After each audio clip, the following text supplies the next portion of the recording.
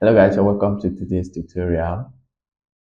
Today we are going to create that follow and unfollow button that we have on Facebook, TikTok, Instagram, X. You click and it will show you following, and if you click again, it will show you follow back. All right. If this is the first time you are coming across my videos, do not hesitate to comment, like, share, and subscribe to our channel, because here we give web development tutorials. And in doing that, you are encouraging me to do more tutorials. So let's jump right in. We're going to be using only HTML and JavaScript, and I've created this tiny design of page with a follow button. So we're going to use our JavaScript to animate this button. When I click right now on the button, nothing happens. And you can see the button element right here. So let's go and start writing our JavaScript code. Let's note that this button has a class name of follow btn, which I'm going to grab. And right under here, I'm going to make a variable where I want to store that button element or the button DOM. I'll just call it btn, and I'll pass it onto document.querySelector, and I'm going to pass in the class name just like this. Okay, and I'll close this with a semicolon. So right now we have stored, or we have grabbed our button element, and it's now stored in our JavaScript. Okay, with that being said, or with that being done, the next thing that I want to do now is I want to add event listener, because the button should be listening to clicks. Okay, so I'll call this button btn.add event listener, and it's going to be listening for clicks, and I'll pass it there, put in comma, and my callback function. That should be callback function like this, and then I'll open the block of code.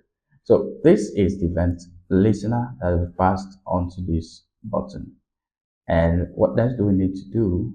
I want to grab the current state of this button, because that what will help us to monitor the state of the button every time that it's being clicked. And I can't do that right now because this button doesn't have the data attribute.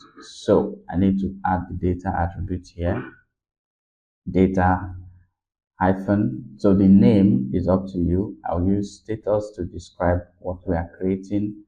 So right here, passing status, and the current status should be follow. So the current state of this button is follow. Okay, or you can change it to anything actually. Then inside this event listener block, what I'll do is I'll call the button again, the button dots.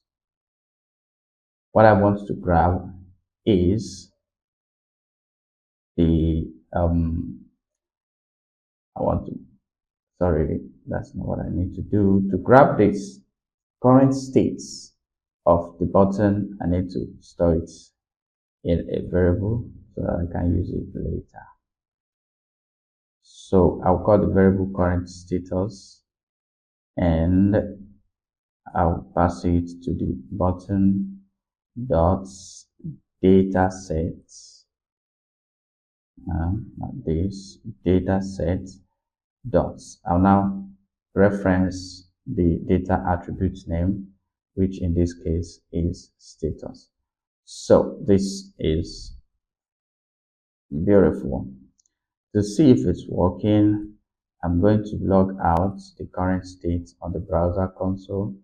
So right over here, I'm going to open the browser console. When I click, okay, you see, it's already monitoring the state of our button anytime that it is being clicked. Okay, so that's awesome. So what do I need to do now? I'll use my if statement, and I'll say if the current status is exactly follow, okay, I need to do something. If it is exactly follow, I need to update the text on the button and also update the data attributes.